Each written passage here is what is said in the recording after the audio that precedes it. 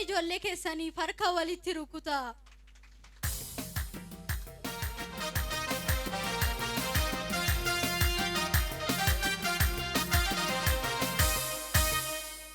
Egaa faarfannaa kanatti akkatti bohaartan abdii guddaa qabna.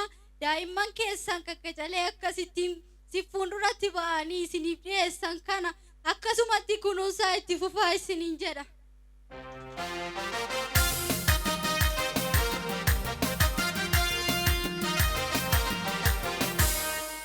Qophiin keenya inni taanu luqqisee muutoo luqqisii warri nu dhiyeessan as baanii dhiyeessu.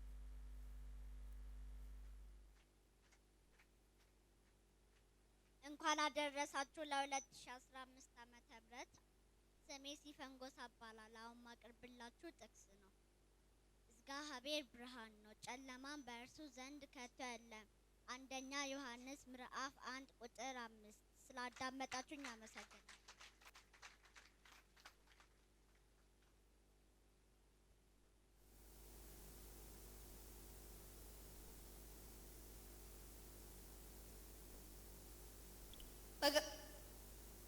Baga kuma lamaaf dhashaniin geessan maqaan koo Qananii Sarqeedhamaa kan isinii dhiyeessu luqqisiidha.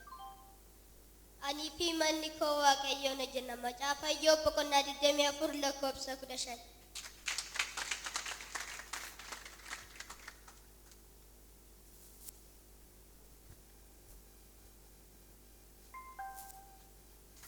እንኳን ለ2015 በሰላም አደረሳችሁ። ስሜ ብርቱካን መንግስቱ በማቀርብላችሁ ጥቅስ ነው።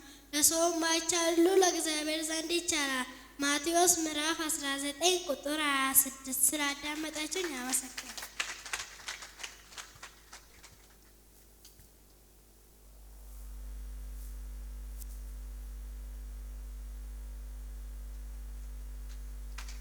bara 2015 nagaan keessanii maqaan kotee deemante jedhama kan isin dhiyeessu luqqisiidha. Caaffanni qulqullaa'aan waa'ee isa keetiif filaa ergamaa koo karaa koo akkasiif qopheessuuf si dura nan ergee dubbateera. Wangeela Maatiyoos boqonnaa 11 lakkoofsa 10. እንኳን ለ2015 በሰላም አደረሳችሁ። ስሜ መስፍን በቀለ ይባላል። አሁን ማቀርብላችሁ ጥቅስ ነው። ስለናንተ እያመሰገንኩኝ ትጸልይ ተማሳሰቤን አልተው ኤፌሶን 1:16 ስላዳመጣችሁኝ አመሰግናለሁ። Akka keessanii maqaan koo Zinnash Daani'el jedhama. Ayyaanni Gooftaa Yesuus hunduma wajjin haa ta'u. Mul'ata Yohaannis boqonnaa 20 lakkoofsa 21.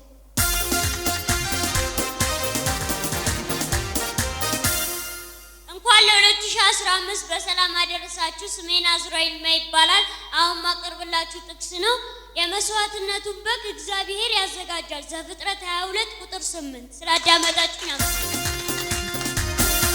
Baga bara haaraa bara 2015 singaa'e maqaan koo Caaltuu Girmaan jedhama.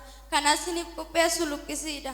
Yaada ofii fedha foonitti hidhuun du'a fida. Yaada ofii fedha hafuuratti fiduun jireenya fida. Waan na dhaggeeffataniif guddaa galatooma. Roomaan boqonnaa 8 lakkoofsa 6. እንኳን አደረሳችሁ። ስሜ ናናቲ ጳውሎስ ይባላል። አሁን ማቀርብላችሁ ጥቅስ ነው። ልጄ ሆይ ጥበቤን አድምጥ፣ ጆሮህን ወደ ትምህርቴ አድርግ። ምሳሌ 5:1-2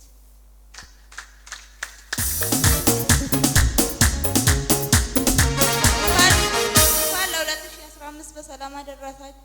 ስሜ ዲቦራ በቀለ እባላለሁ። የማቀርብላችሁ ጥቅስ እግዚአብሔር አምላክ ብሩክ ነው። መዝሙረ ዳዊት 68:13 ስላዳመጣችሁኝ Happy New Year. My name is Kieran Paulos. Now I present you one verse from Bible. The Lord is my shepherd. I should not want. He makes me to lay down in green pastures. He leaded me beside in the still water. Psalm 23:1-3.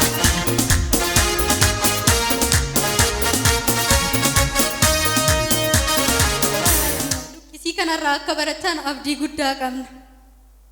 Qophiin keenya inni ittiin immoo walaloo yommuu ta'u, walaloo kan nuuf dhiyeessitu Naanaan Phaawulos kan jedhamtu gara kanatti nuuf dhiyeessiti. Dhaggeessanii maqaan koo Naanaati Phaawulos jedhama. Amma kanaaf sin dhiyeessu walaloodha. Mata duree walaloon koo dhaggeessanii guyyaaf torban gaarii ji'oota lakkoofne gaarummaa Waaqayyoon warri hin argine.